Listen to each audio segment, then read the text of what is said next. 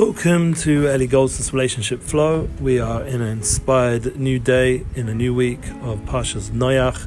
It's a time of rest. Noach is Shabbos, but really it's a time of flood, a deluge of information, of craziness.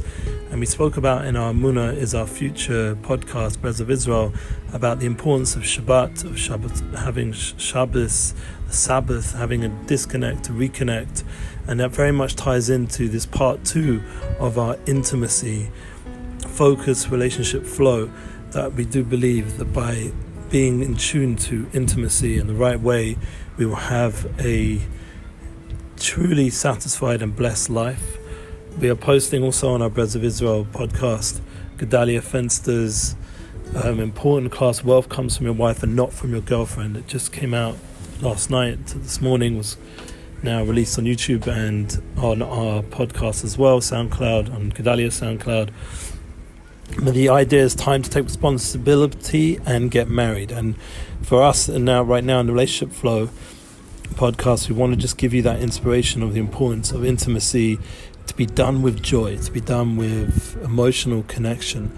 That as much as we set that stage, as we spoke about, of Shabbos, of Shabbat, of the candles and the gifts and the table of food and the whole, I wouldn't say romantic, but more like spiritually binding vibes. And that has in it a truer, intimate vibration than romance. But I would say that the emotional connection is really the key to the whole game. Not that it's a game, but there's a certain idea that when you play a game, or you say nowadays there's a mass industry of entertainment and escapism on some level, but say you're doing it now for holy reasons, you need to just get your head together, so you're using entertainment as a tool to be more effective and functional in such a way. The concept of playing a game, as Rabbi Tatz once spoke about, is Me'ein Olam Haba. It's a little taste of the world to come, as is intimacy. There's a certain experience of the now, as Eckhart Tolle talks about so importantly in his Power of Now, and the other book, I think it's called Healing Earth.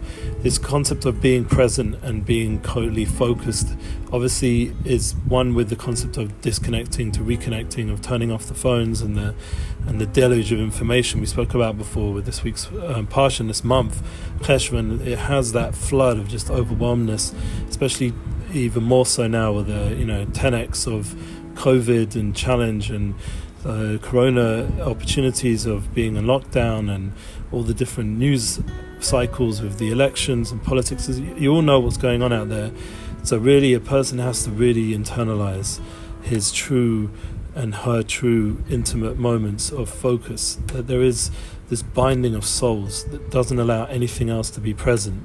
That's the importance of Shabbat that we spoke about, but that can be recreated during the week.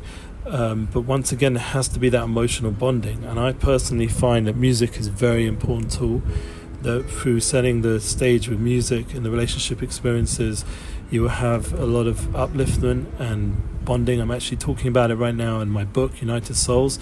I'm writing about the power of music to bridge the body and soul. I believe it's also the same between a husband and wife, a wife and a husband, and the female-male aspect of Shemayim Va'aretz, of the heaven and earth, being bridged in that intimate way, the mashpia, the makabel, the one who's giving over and receiving. And the concept right now that we're praying for rain, we pray for Geshmei Brocha, for Marida Ruach, Marida Geshem. This idea of blessing that comes down through the rain is a tremendous opportunity for us to have that bridge between the heaven and earth, to have that Shemayim Va'aretz. That's the yichud, the unification that we're talking about so much in our Relationship Flow and Unity Flow podcast. This idea that the rain is these little droplets of life giving energy to the ground, which then sows the seed and brings out the whole nature, natural, beautiful world that we're in. And I just want to mention something else that came to mind, that personally my wife and I, we find that obviously everything here is in a relationship flow spirit, but unfortunately online there are people who will take things out of context, or even, God forbid, be against what you're doing. So everything's with a disclaimer that, once again, if any relationship advice, you should go speak to your local rabbi or advisor There are many good ones online, but really the key is to have someone you speak to personally, who can take away your negiyas, which means your selfish motives, and give you a more objective approach to intimacy. That's a disclaimer. So once again, I'm not claiming that I'm giving over halakhic or any rules for sure for anyone to hold by, but just to be helpful on a flow level, that we need that relationship flow to be there in such a time that we're in. That, for example, there is a channel online where they have beautiful videos of visits to different countries, and now because of the COVID they're traveling around the States. I'm not going to say the name, I'm just saying the concept that while they're traveling, this couple of, thank God, seems to be very good valued and positive people.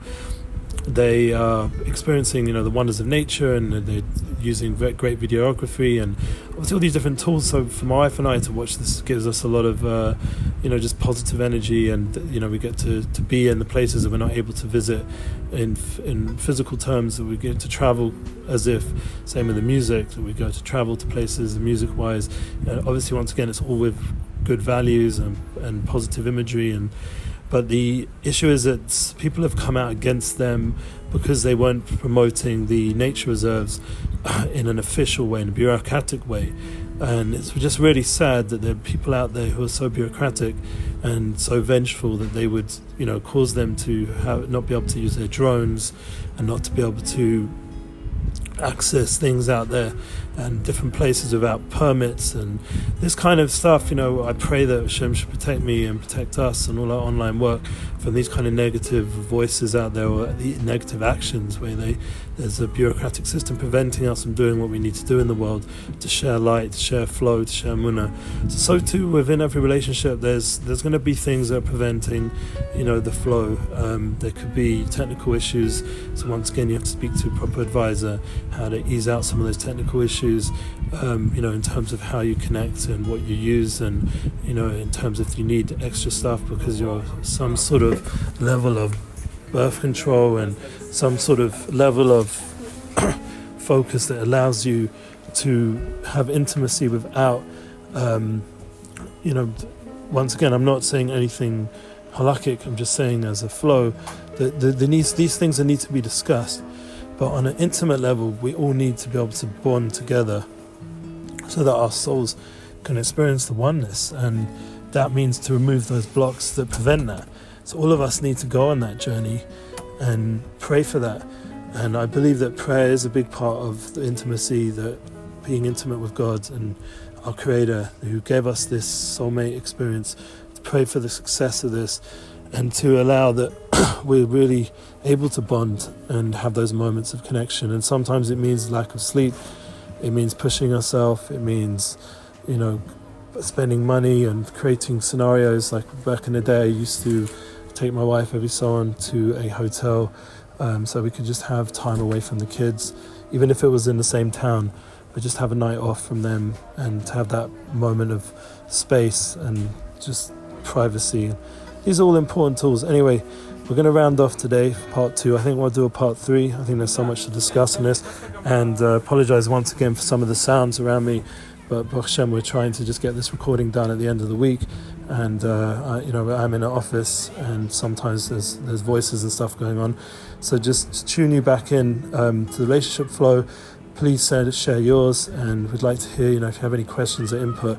We're happy to discuss, and looking forward to only good news and ability to flow in a way that brings you joy and fulfillment in your relationships, and all our life experiences should be unified towards a positive outcome. Thank you. Have a good Shabbos.